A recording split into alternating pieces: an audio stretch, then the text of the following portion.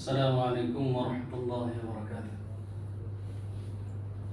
Bismillahirrahmanirrahim. Innal hamdalillah nahmaduhu wa nasta'inuhu wa nastaghfiruh wa na'udzu billahi min shururi anfusina wa min sayyiati a'malina. Man yahdihillahu fala mudilla lahu wa man yudlil fala hadiya lahu. Asyhadu an la ilaha illallah wa la syarika lahu wa asyhadu anna Muhammadan 'abduhu wa rasuluhu. Ya ayyuhalladzina amanu taqullaha haqqa tuqatih wa la tamutunna illa wa antum muslimun. Amma ba'du, fa inna asdaqal hadits kitabullah azza wa jalla wa ahsanul hadi hadi Muhammadin sallallahu alaihi wasallam wa syarrul umuri muhdatsatuha wa kullu muhdatsatin bid'ah wa kullu bid'atin dhalalah wa kullu dhalalatin finnar. Rabbi shrah li sadri wa yassir li amri wahlul 'uqdatam min lisani yafqahu qawli.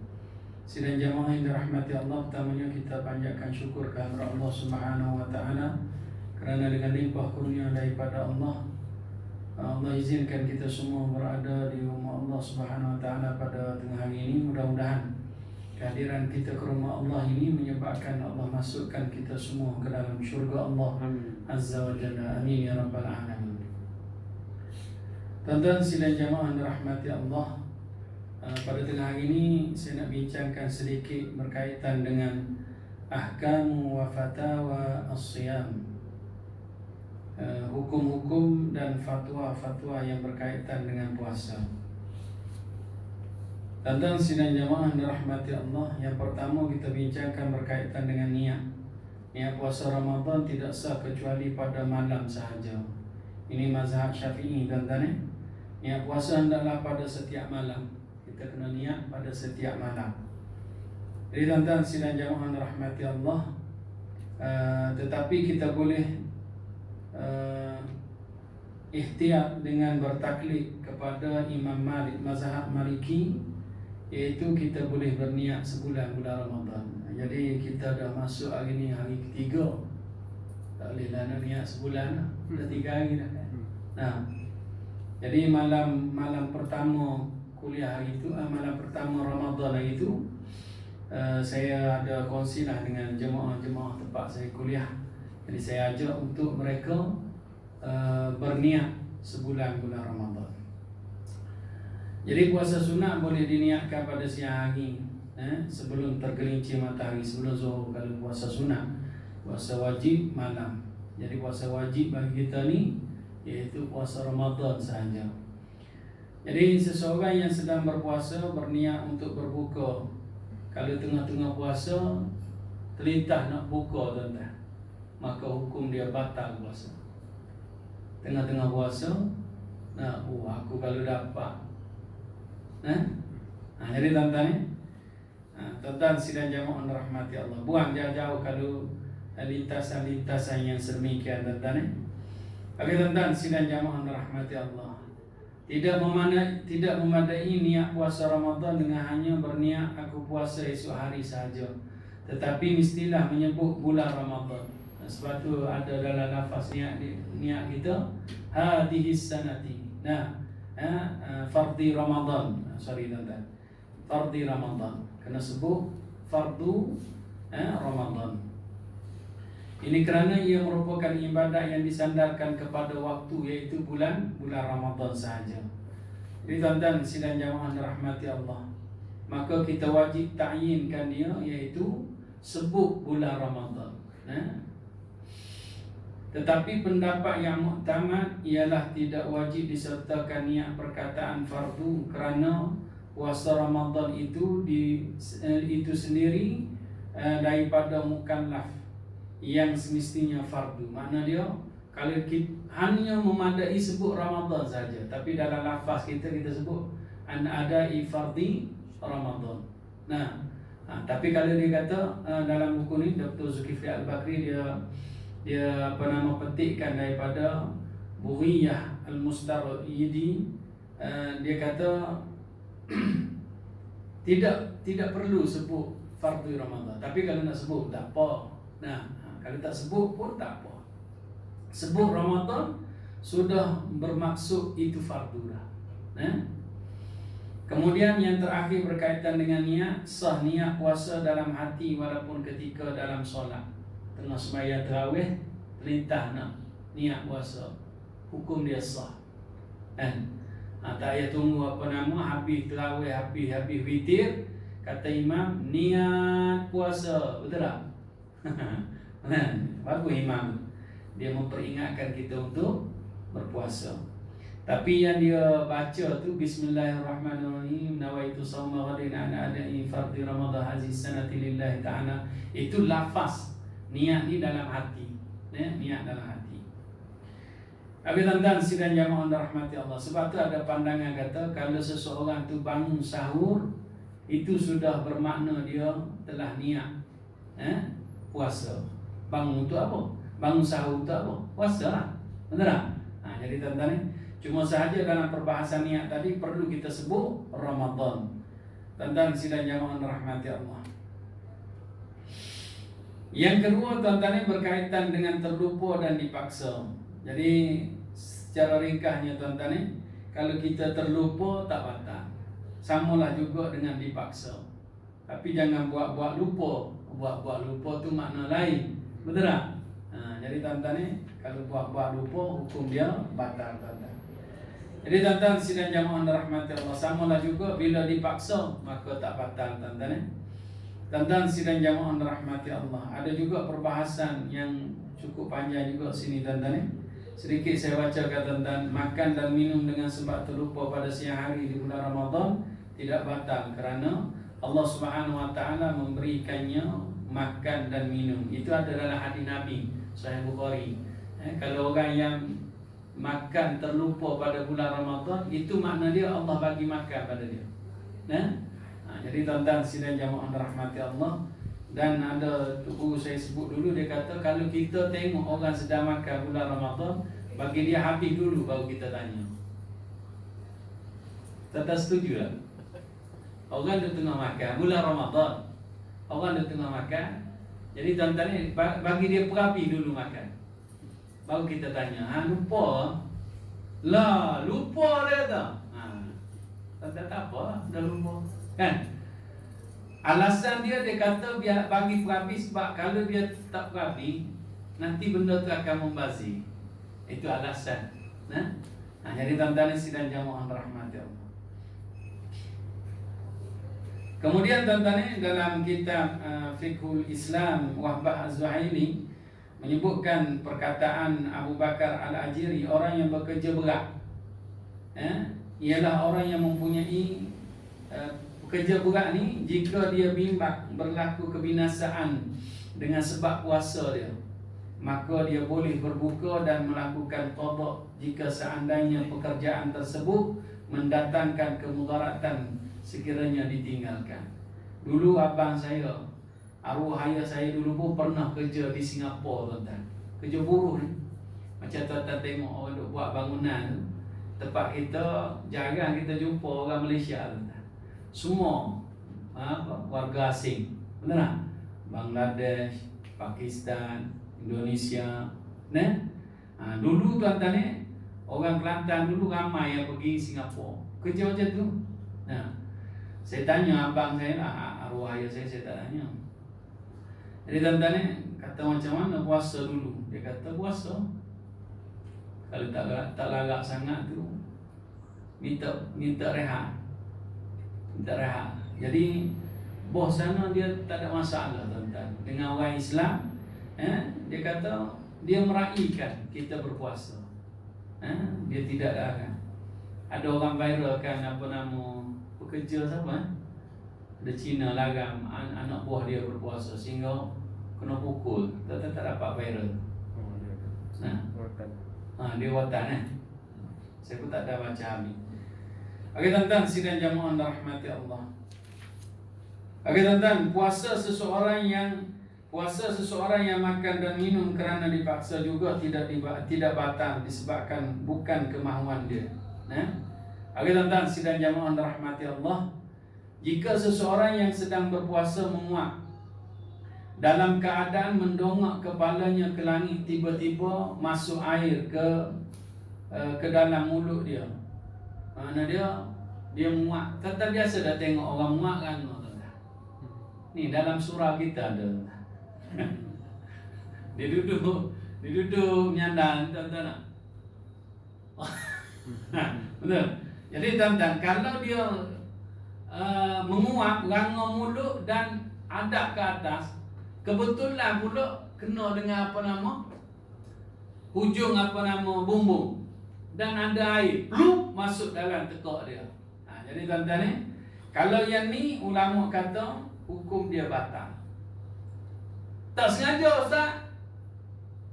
Sebab dari segi sunnah dia, bila kita muak, betul tak Nabi suruh tutup mulut? Sebab apa kamu tak tutup mulut? Tapi zaman sekarang tak ada lagu, sebab orang pakai mask lah kau. Jadi tuan-tuan, sidang jamaah rahmati Allah. Sebab tu Ustaz seronok mengajar, sebab tak ada orang muak dalam kuliah dia. Tak nampak. Jadi tuan-tuan, sidang jamaah rahmati Allah. Seseorang yang sedang berpuasa melalui majlis orang yang sedang bermusafir, sedang makan dan dia pun join sekali. Tuan-tuan. Tapi saya nak sebutlah pada tuan-tuan yang ada ni, kita orang baik-baik ni, jangan buatlah perangai. Bila kita bermusafir, betul tak kita diharuskan berbuka? Tak apa, boleh buka tak ada masalah. Tapi janganlah tu tunjuk isap rokok. Macam RNR tuan-tuan, musim perayaan kita balik kampung kan, cukup ramai tuan-tuan. Isap rokok selamba. Tuan-tuan, kita tak puasa, jangan tunjuk pada orang. Hormati bulan Ramadan ni. Hormat bulan Ramadan. Ni dah kata boleh buka tuan-tuan. Tuan-tuan seronok duk makan depan orang. Ini perangai-perangai yang tak bagus tuan-tuan. Kalau boleh tuan-tuan yang selalu datang ke surau ni, tuan-tuan masjid dan surau tiap-tiap waktu ni, jagalah adab. Jangan tunjuk macam orang yang jenis jahil macam tu. Hormat bulan Ramadan tuan-tuan. Jadi tuan-tuan sidang jamaah rahmati Allah. Mengikut tadi, kalau dia puasa, lepas tu dia lalu ikut orang bermusafir. Orang musafir sedang makan. Orang musafir pula jenis beradak dah. Dah ada, dia dah tengah makan, jadi ada orang lain, jom makan sekali. Dia pun join sekali tuan-tuan. Jadi tuan-tuan sidang jamaah rahmati Allah, maka dia join itu dalam keadaan lupa. Tuan-tuan, mengikut mazhab Maliki, hukum dia batal puasa dia dan wajib qada. Kalau Maliki, tuan-tuan tetapi jumhur ulama dia kata puasa ini sah tanpa perlu qada, berdasarkan kepada hukum lupa. Bila betul tak lupa? Betul tak batal. Sebab nak kata lupa ke tak lupa, siapa boleh kata tak? Dia lah. Jadi sebab tu puasa ni Allah kata untuk aku, dan aku sendiri akan balas pahala orang berpuasa. Orang lain tak tahu. Saya dulu tuan-tuan ni, masa budak-budak dulu lah, bukan sekarang. Masa budak-budak dulu tuan-tuan, dahaga tuan-tuan, kita main tuan-tuan. Tuan-tuan ni lepas tu dah dahaga sangat, kita pun komo tuan-tuan. Komo, mak tengok. Tuan-tuan ni kita kuat lah, buang air daripada mulut. Tapi buang separuh je. Separuh lagi tu lah. Tuan-tuan rasa buat gitu juga. Dulu tuan-tuan, kita boleh tipu mak je lah. Mak pun tahu sebenarnya tuan-tuan. Dia tahu, nampak tekuk kita. Jadi tuan-tuan sidang jamaah rahmati Allah. Tapi tuan-tuan ni manusia, dia tak tahu. Kita puasa ke tak tahu, manusia lain tak tahu. Jadi tuan-tuan ni hanya Allah sahaja yang mengetahui. Dan tuan-tuan ni sebab tu lupa ke apa nama, diri dia sendirilah. Tuan-tuan tuan-tuan sidang jamaah rahmati Allah. Okey tuan-tuan. Kemudian tuan-tuan ni, kalau seseorang itu dia menyangka fajar belum terbit, belum subuh lagi. Dia bangun tidur, dia ingat ke belum subuh lagi, belum terbit fajar lagi, belum subuh lah cerita tuan-tuan. Dia pun makan. Tuan-tuan, bila tengok jam lah pukul 6.30 contohnya. 6 suku lah sekarang ni, 6 suku lah. Subuh pukul 6 kan. Berapa sekarang? 6. Pukul 6. Tuan-tuan pukul 6 suku lah, tengok pukul 6 suku. Tuan-tuan, ulama kata hukum dia adalah batal. Sebab apa? Sebab dia tidak berhati-hati. Patutnya bila bangun, tuan-tuan tengok jam dulu. Ni dia bangun-bangun tu, tuan-tuan. Saya ada sebut juga dengan jemaah-jemaah ni, tuan-tuan. Nabi kata, tasahharu fa inna fis sahur barakah. Bersahurlah kamu sekalian, sesungguhnya dalam bersahur itu ada keberkatan.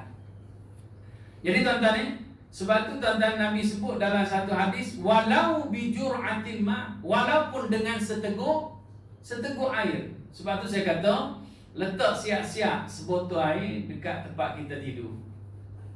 Takut-takut terbangun lambat, capai itu terus minum. Tapi saya kata, tolong tengok jam dulu. Dah bangun tidur tengok jam dulu. Dah ni bangun-bangun capai air dulu, tuan-tuan. Ada orang yang jadi macam tu, tuan-tuan. Memang dia sedia letak dah tepi tempat tidur dia ada air. Sebab dia memang selalu dah ada. Yang ni tuan-tuan kita tengok jam dulu. Tengok jam dulu. Tuan-tuan kalau betul belum masuk waktu subuh, maka bolehlah minum. Tapi katakanlah kita bangun, katakanlah sekarang ni subuh pukul 6. Betul tak? Tuan-tuan kita bangun, tengok jam kita 5.59. Kita pun tak dengar orang azan. Tuan-tuan 5.59. Tuan-tuan boleh tak minum waktu tu? Boleh. Jawapan dia boleh, tak ada masalah. Nah, waktu imsak ni boleh kita minum lagi, tuan-tuan.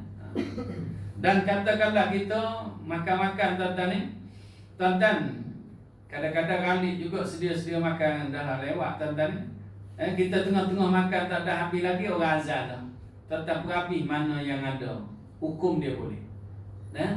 Hukum dia boleh, tuan-tuan. Kita rapi mana makanan yang ada dalam pinggan. Jangan tambah batal. Tapi tuan-tuan kalau ada satu bab tu, kalau jima tak apa nak belajar kan.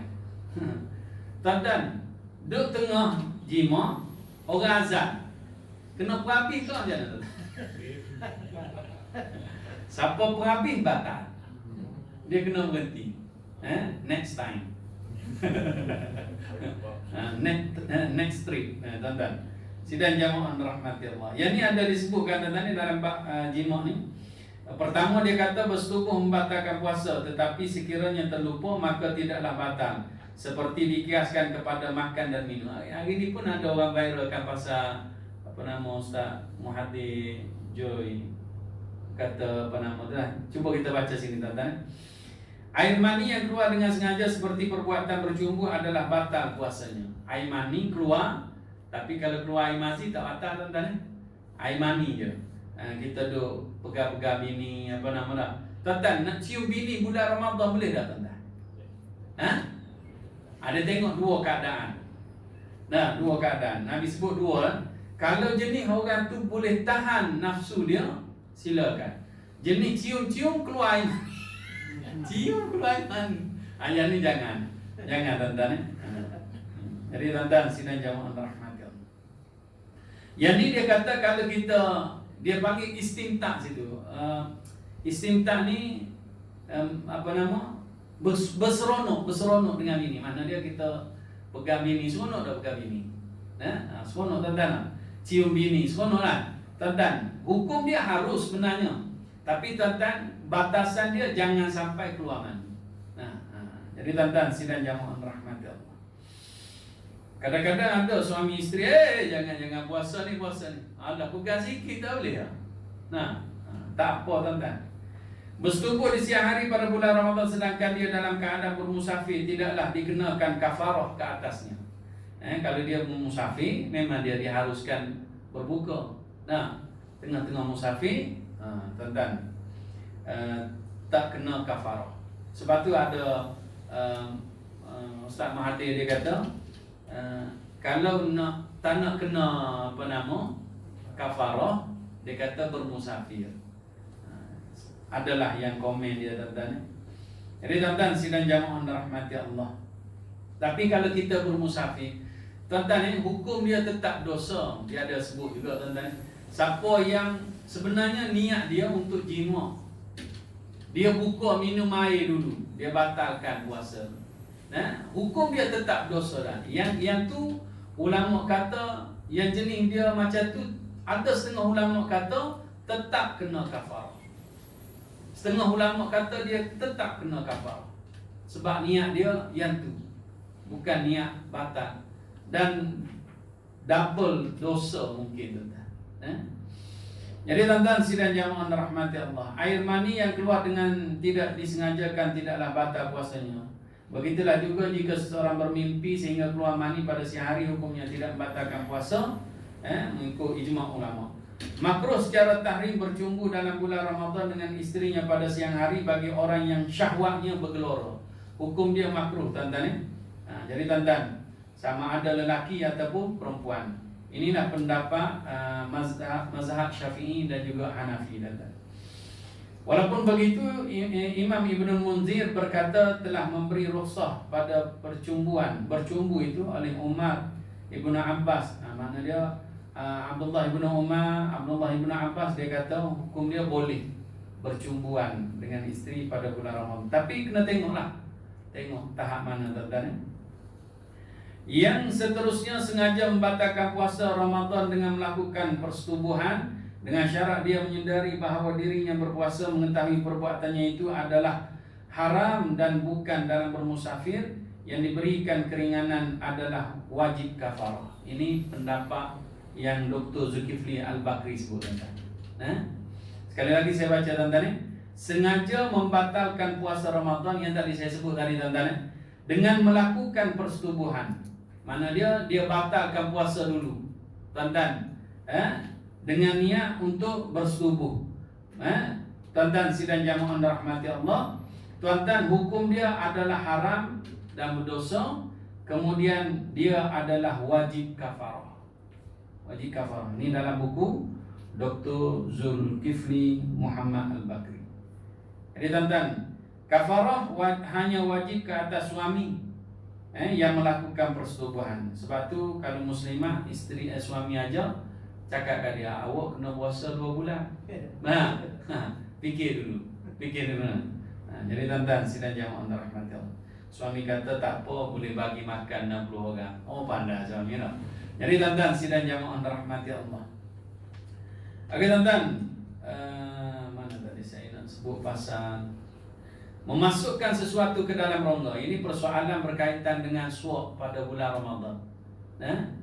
Saya dengar ada yang sampai pada saya, iaitu berkaitan dengan fatwa kebangsaan. Mufti mengeluarkan fatwa mengatakan suap pada bulan Ramadan adalah tidak batal. Cuma hukum asal yang ada ni saya nak baca pada tuan-tuan, iaitu yang pertama, menggunakan titisan seperti aimo di mata tidak membatalkan puasa. Okey tuan-tuan, suntikan melalui dubur adalah membatalkan puasa kerana ia merupakan rongga yang terbuka. Yang ketiga, suntikan melalui orat pula tidaklah membatalkan puasa mengikut fatwa yang dikeluarkan oleh Lajnah Al-Azhar pada 1948. Apa-apa yang sampai ke dalam badan melalui bukan rongga yang terbuka adalah tidak batal puasanya. Apabila seseorang mencurahkan, mana dia kalau sekarang ni orang ambil vaksin tak batal lah. Apabila seseorang mencurahkan air ke dalam telinganya dan sampai ke otaknya, nascaya batallah puasanya. Ini telah dijelaskan dalam Ahkamus Shiyam. Ijma' ulama masa kini bahawa suntikan yang mengandungi rawatan dan boleh memberi tenaga tidaklah batal puasanya, seperti yang dinukilkan oleh Dr. Yusuf Al-Qardawi dalam bukunya Fiqh As-Shiyam. Jadi tuan-tuan, hal ini juga dikemukakan oleh Syekhul Azhar Mahmud Saltut, Syekh Muhammad Salamah Jabar dan Syekh Ali Tantawi. Ini kebetulan dengan kalam Imam An-Nawawi dalam kitab Al-Majmu' menyebutkan jika dimasukkan ubah ke dalam daging betis daging betis ataupun ditusuk dengan pisau dan lainnya sehingga sampai ubat tersebut kepada otak, nescaya tidak batal puasa tanpa khilaf kerana tidak termasuk dalam anggota rongga yang terbuka. Kalau masuk itu bukan rongga tuan-tuan, bukan rongga yang terbuka, maka tak batal. Yang seterusnya tuan-tuan, berkenaan suntikan sebagai ganti makanan yang memberi tenaga. Ini suplemen kita panggil lah. Hukumnya tuan-tuan tidak disepakati oleh ulama masa kini. Ada yang berpendapat batal puasanya kerana dianggap sebagai makan dan minum. Antara yang mentarjihkan pendapat ini ialah Syekh Muhammad Asy-Syaibani dalam kitab dia Tabyin Al-Masalik. Kemudian tuan-tuan, puasa yang seterusnya tuan-tuan. Puasa tidak batal jika tuan-tuan, kadang-kadang petang ni ada pokok kita duduk jalan raung taman tuan-tuan. Tengah-tengah raung tu naik motor ni tuan-tuan, dia muak pula, dia tak tutup mulut tuan-tuan. Maka tuan-tuan, maka masuk asap, masuk debu dan sebagainya tuan-tuan, maka hukum dia adalah tak batal. Ataupun masuklah tuan-tuan, serangga, benda terbang. Ranga-ranga lalak sedang lalu situ, tuan-tuan, bukan masuk dalam mulut, dia telan tuan-tuan. Ayat ni tuan-tuan, sebab sesuatu yang sukar untuk mengelaknya. Itu alasan yang dikemukakan sini tuan-tuan. Kalau sengaja memang batal lah. Seduh asap. Isap rokok tak boleh dah. Jadi tuan-tuan, hukum dia tetap batal tuan-tuan. Kalau sengaja batal. Seduh asap, seduh habuk lah. Jadi tuan-tuan sidang jamaah rahmati Allah. Kemudian air kumuh-kumuh ataupun dimasukkan ke dalam hidung ketika berwuduk sampai ke dalam rongga tidaklah membatalkan puasa, jika sekiranya perbuatan tersebut dilakukan secara tidak berlebih-lebihan. Nabi sebut dalam tentang sunnah kita menyeduh air, istinsyak, masuk air ke dalam hidung kan. Nabi kata hendaklah kamu seduk betul-betul, kuat-kuat, sungguh-sungguh, kecuali kamu sedang berpuasa. Mana dia? Kalau sedang berpuasa, ala kadar je lah, sapu hidung. Ataupun kalau siapa yang biasa buat, dia boleh tahu tahap mana dia seduk tu, yang tu dia boleh buat. Kalau orang yang baru-baru belajar, dia tak reti lagi, seduk-seduk masuk air dalam tekuk, seduk-seduk air. Bukan setakat air je, dengan tahi-tahi hidung dia seduk masuk. Jadi tuan-tuan sidang jamaah rahmati Allah. Jadi kalau orang yang biasa, tuan-tuan bulan Ramadan dia boleh buat istinsyak. Kalau orang yang baru belajar, sapu-sapulah ruangan hidung tadi.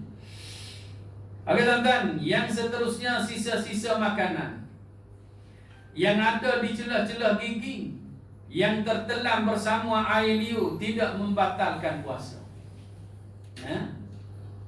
Sekiranya susah untuk membezakan dan meludahkannya kerana ada halangan dan tanpa kecuaiannya.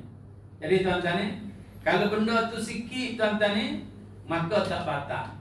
Tapi kalau benda tu besar, gigi berubah tuan-tuan, lekat daging kambing, tuan-tuan, besar ni tuan-tuan. Jadi tuan-tuan, kalau telan, hukum dia batal. Kalau sikit, tak apa tuan-tuan. Jadi tuan-tuan sidang jamaah rahmati Allah, itu sepakat para ulama tuan-tuan. Kemudian lelaki ataupun perempuan yang terkena penyakit buasir terpaksa menolaknya masuk dengan menggunakan jari ketika qada hajat. Hukum dia adalah batal puasanya mengikut nas Syafi'i.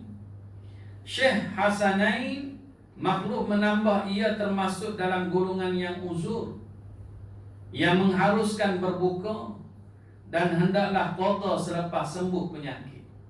Itu pandangan Syekh Hasanain.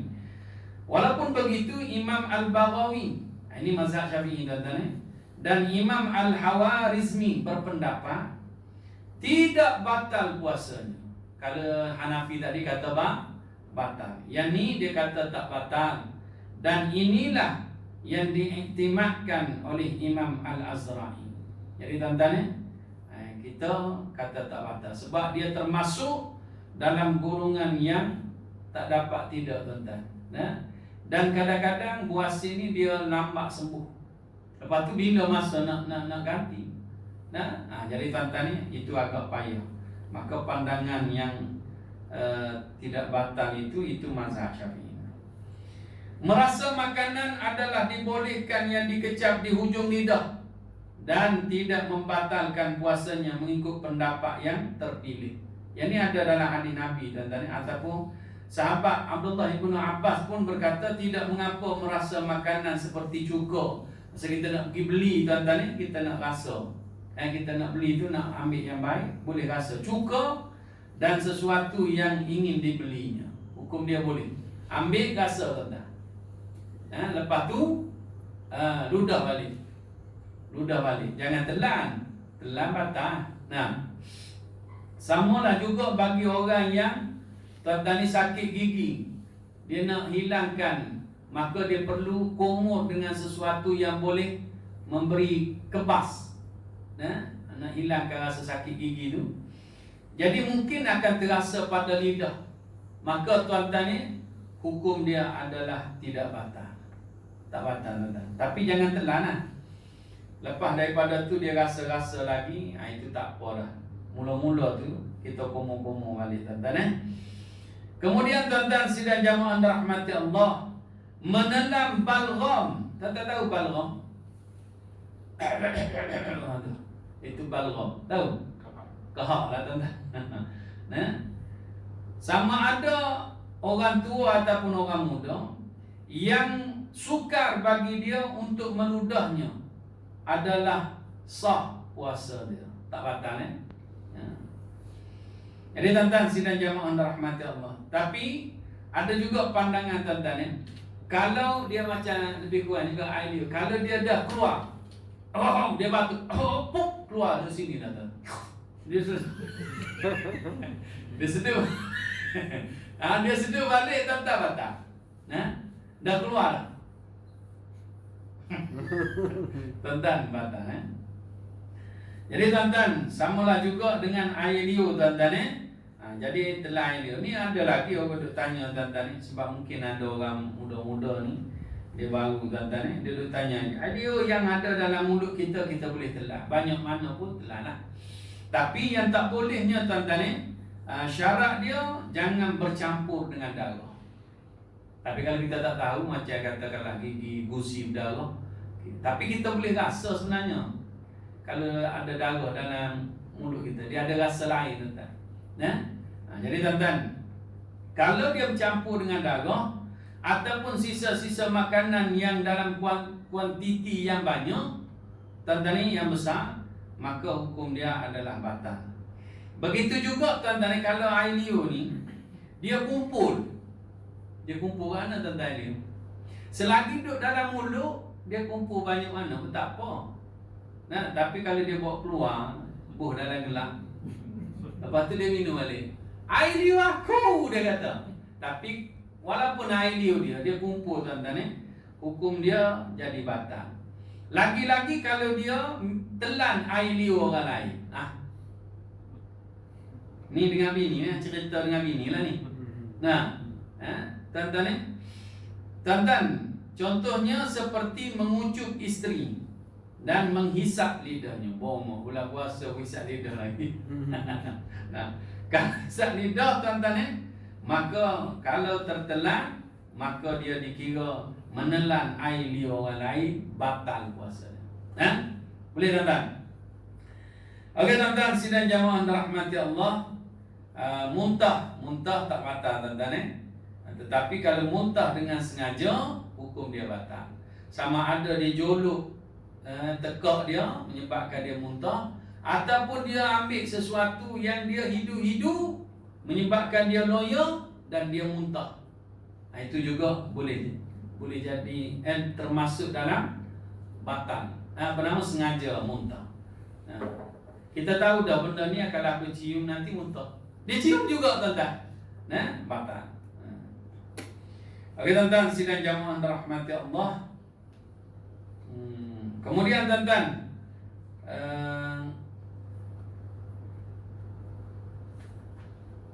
isu perubatan dan puasa tuan-tuan ni,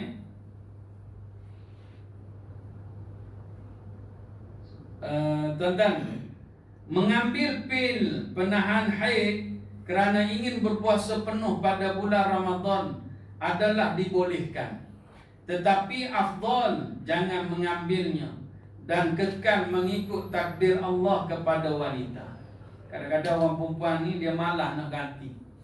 Lagi-lagi yang jenis apa nama, awal puasa dia dah cuti dah. Tuan-tuan, mungkin hujung daripada puasa nanti dia akan cuti lagi. Nah, tak pernah sembahyang hari raya. Jadi tuan-tuan ni dia ambil. Tapi dari segi hukum asal dia, hukum dia adalah harus tuan-tuan. Tetapi yang terbaik adalah kita menerima takdir Allah. Itu adalah yang lebih utama. Yang ni yang disebutkan oleh Dr. Yusuf Al-Qardawi dan juga Syekh Husaimin, Mufti Mekah, tuan-tuan. Cuma Dr. Yusuf Al-Qardawi menyebutkan, dia kata, pada pendapat saya, sebaik-baiknya wanita itu mengikut sifat kejadian semula jadinya. Haid adalah sesuatu yang tabi'i dan tidak dapat dielakkan. Ia datang daripada Allah. Sekiranya wanita itu hendak memakan ubat untuk melewatkan haid agar ia tidak datang di bulan Ramadan, hukumnya tidak mengapa, dengan syarat ubat itu tidak memudaratkan dirinya. Mereka boleh meminta nasihat orang-orang alim dan pakar ataupun nasihat doktor mengenai ubat itu. Menelampil tersebut akan membolehkannya puasa genap sebulan pada bulan puasa dan akan diterima oleh Allah Azza wa Jalla, insya-Allah. Itu pandangan Dr. Yusuf Al-Qardawi. Macam pokok kita yang pergi umrah haji dah,